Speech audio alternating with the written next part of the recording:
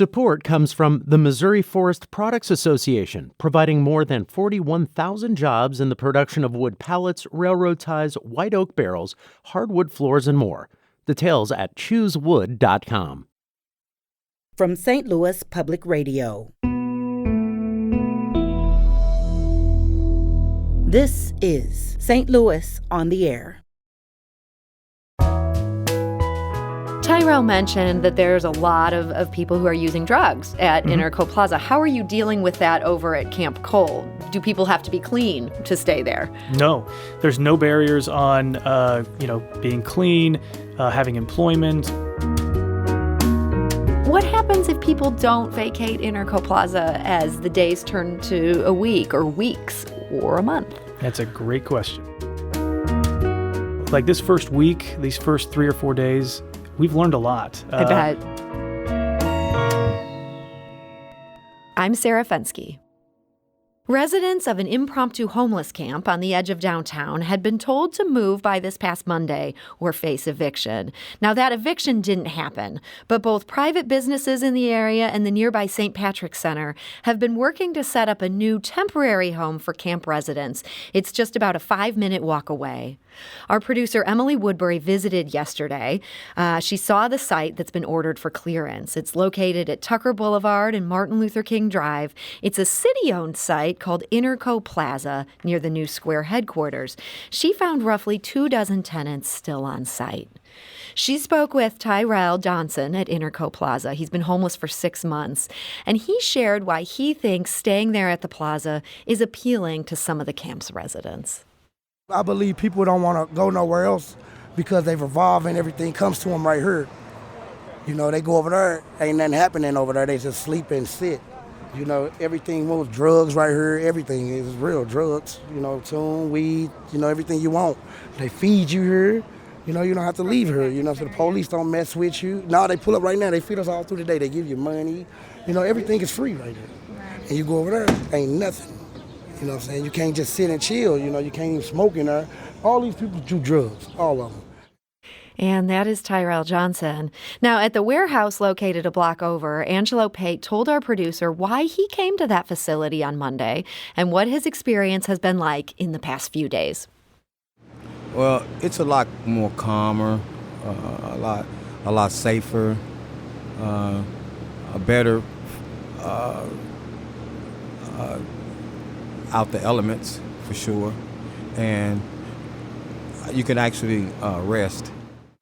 Angelo Pate said he'd appreciate the warehouse being a bit cooler. He's looking forward to the AC units that are arriving later this week. Well, it's been a little hot, as you can see. I'm sweating a little bit now, but I take that in stride, and hopefully we get some air. If not, it's fine to just have somewhere safe to sleep. Angelo Pate told our producer that he sees this facility as a good transition for people.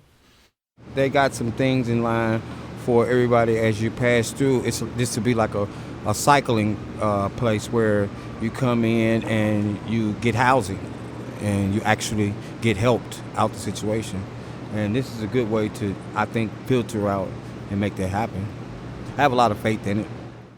That is Angelo Pate speaking to producer Emily Woodbury yesterday. Now, this situation is certainly in flux. And joining us today with the latest is Anthony D'Agostino. He's the CEO of St. Patrick's Center. Anthony, welcome. Thanks, Sarah.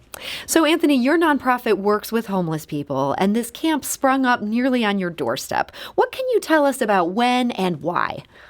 So about 3 months ago or so, we do a lot of homeless services for the community, and we have a lot of relationships with people who are unhoused. So we have people coming to our facility, and they oftentimes will congregate in the park. That's not uncommon. About 3 months ago or so, though, this happens quite regularly over the year, people started maybe popping tents, kind of coming there, congregating, and creating an encampment, an impromptu encampment. In the past, years and administrations in the past, when that started happening, there would oftentimes be some kind of disbandment or, some presence to try to move people along off the city property.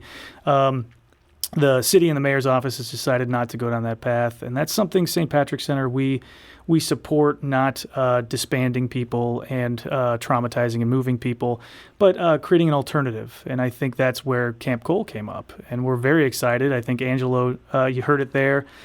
He said it well. It's a safer, healthier place to be than Interco Plaza, which is the park. In the park, as Tyrell said, it's got a lot of issues with drugs and with other illegal activity. And really, the biggest problem we have with it is the danger. Danger to the people living there? Yes. Danger to all parties. People living there, so the residents there, and then also just people walking by. It's gotten to a point where, there are drug dealers who are openly, working there, and some of them have become violent. We've seen incidents. I wouldn't want to be in that situation where it's unsafe. So we never want our clients or residents that we work with to be in that situation, which is why Camp Cole was created as an alternative. Yes. So this Camp Cole, this is something that you are working or have worked to set up. Who's partnering with you in that effort to get this alternative going? So the city actually has been talking about intentional encampments for a long time. And just so you know, impromptu encampments that start all over the city, they have no organization or structure around them. An intentional encampment does have some structure, but it's in communication, in collaboration with the people who stay there, the residents, right? So it's not like we're enforcing rules on people, but there are some guidelines and structures around so people can be safe at night when they're sleeping. So the city has been in communication with us, helping us. We haven't been able to get funding from the city yet, but we're working on that. So we're moving in that direction. But we've had neighbors who've been helpful. The neighbor to the north of us, Starwood Group, owns some of the land. They have helped us secure the facility that Camp Cole is in, and actually helped us with startup money. So that's been very helpful in that process. And as of yesterday, we had 39 people in the facility, and it holds 40. So it's pretty full. It's been popular. We've moved most of the people over from the encampment on Interco. And as you heard from Angelo, it's very positive for the people who have moved over there. I hope Tyrell will come over and see it, because I think he's judging it based on maybe things he's hearing, but he hasn't walked the 2 blocks over to actually see it. And we would welcome him to come over and be a part of the community. So tell us a little bit about what's there. I think the Post-Dispatch used the word warehouse. That's not a word that is what you're aiming for, and you don't think that accurately describes what's going on there? No, I think warehouse has some negative connotation. It is, in fact, an older warehouse, but it's in good shape. We took all the large doors and opened them up so it feels more like an open space for people, and a lot of the unhoused residents want an open space. Like a park. So there's shade, but there's also like the big garage doors we might see at a fancy restaurant. It's open in that kind of way. Yes. Huge garage doors that we keep open, which is nice. But also, we don't let just anyone in the facility. And that's very important. I mean, think about the fact that there's people literally sleeping in a tent at Interco Plaza, and at night they have no idea who's going to walk by, who could come into their tent. Just a couple nights ago, there was somebody who was throwing things at people's tents. The safety is we have professional staff on site at at Camp Cole, and that's the difference between Interco. There's no one there available during the 24-hour shift of people just living there that can kind of work with them and help them with services and resources. And that's what we've created as an alternative 2 to 3 blocks away. And so the people who are there, they're not there to guard the people inside. They're there to keep those people safe from others who might want to take advantage of this population. Exactly. Yeah, it's not punitive. Once again, the rules are very simple. It's just, not everyone can come in here. If you're not part of the community and haven't been accepted through intake, we can't just let anyone in here who's going to be disruptive and create possibly a violent situation for the residents. So that's the biggest issue. And that's what intentional organized structure encampments are about. Other places have done them, right? I mean, we've learned a lot from Denver and from some other communities on how they've created successful encampments, because people need a place to stay, and that's what we're trying to do. Tyrell mentioned that there's a lot of people who are using drugs at Interco Plaza. How are you dealing with that over at Camp Cole? Do people have to be clean to stay there? No. There's no barriers on being clean, having employment, other things. We're a very low barrier facility. So there are still people, using, but some of the times I tell people there are plenty of people tonight who are going to go back to their houses, who are going to be drinking alcohol, they're going to be smoking marijuana, potentially doing other illicit drugs, and no one knocks on their door and gets them in trouble. Now, I agree that this is a little bit of a different situation, but if they are not harming other people and they are using, that is never, we should never have a criteria for someone to be housed, like substance use or employment or anything else. So people were given the order to vacate Interco Plaza by Monday. As we mentioned, that hasn't been enforced in any way. This is all about, hey, here's this better option. What happens if people don't vacate Interco Plaza as the days turn to a week or weeks or a month? That's a great question. This is the first time, from my knowledge in history of St. Louis, that we've had, and I also, before I forget, we have an amazing team. Megan and Carly and a lot of the others who work on their team have put this together in literally 2 weeks. And we've never had an intentional encampment. So we're learning as we go, but we're trying to use best practices. But with that being said, we don't know how this is going to go. Like this first week, these first 3 or 4 days, we've learned a lot. I bet. We didn't know that we were going to be this full this quickly. We also didn't know that we would have a lot of people come over and use it for nighttime and safety and security to sleep, but then they would go back to Interco because that's where it's kind of created this environment of people who are being able to sell drugs and to do illicit activity, right? So we're kind of trying to deal with that and course correct. I don't know how it's going to go. We're kind of taking it a day at a time. But I do know that we have people who are in a safer, healthier environment today than they were just 5 days ago. And the city is supportive of how these things are playing out at this point. It sounds like you were hoping there might be some city funding for this intentional encampment down the road. Yes. And I think there is some that's going through the pipeline of that funding process with that's going on in City Hall. So we're hoping, and it looks like it might be $1.5 million, $2 million potentially that could go towards this.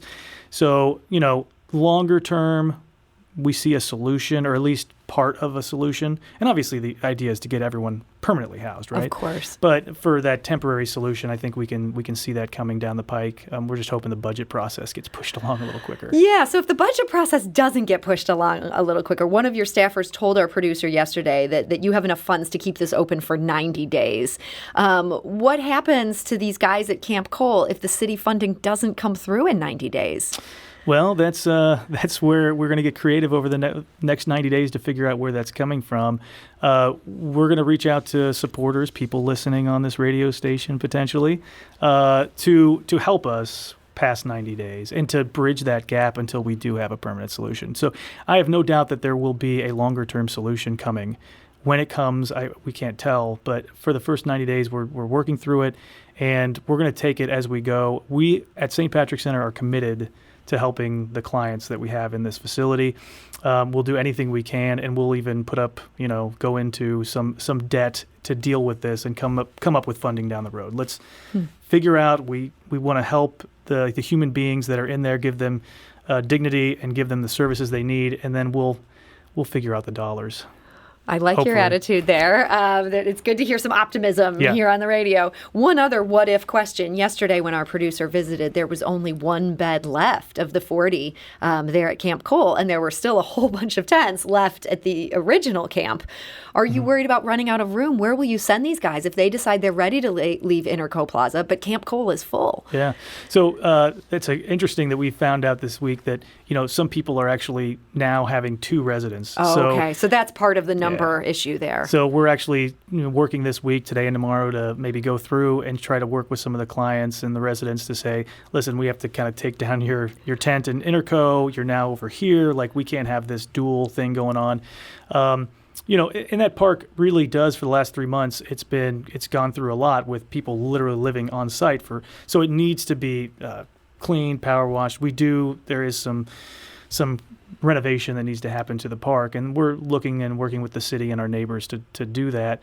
But this is client and human focused, the person first, and we're trying to make sure that we're listening to those individuals and getting them what they need. This is a great alternative, but I don't know how Interco is going to play out. We will see.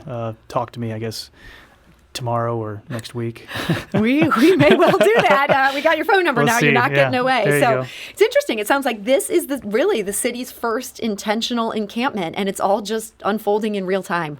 It is. And I think it's great. I mean, there's a lot of great people at St. Patrick's Center, the city, other places and agencies that have tried to help, neighbors like Starwood, who's helped with the funding. We're coming together. Now, we don't all agree on everything, but, this is something that is a positive direction because, as you said, we've never seen really an intentional encampment like this. And we can see the need within just a 3-day period that people want it, right? I mean, you heard Angelo. He's talking about how he feels safe. He wants to be in a place where, he's giving some services and dignity. That takes money, and I'm glad that the city is committed to that. I think we are at the precipice, and that's what comes with, I guess, $500 million coming. We have the opportunity to do things like this and really change the trajectory of this city and the unhoused population. Well, we intend to stay on this story. So, Great. Anthony D'Agostino, thank you so much for joining us today. Thanks for having me, Sarah.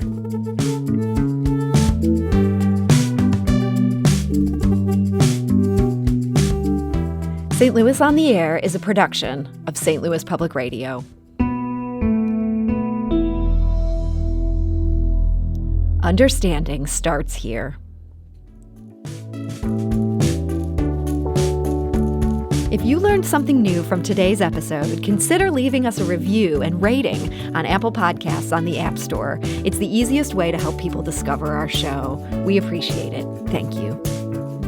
St. Louis Public Radio is a member-supported service of the University of Missouri, St. Louis.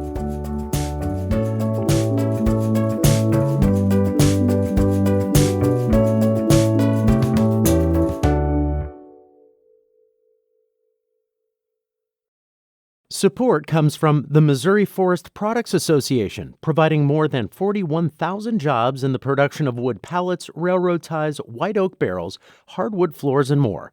Details at choosewood.com.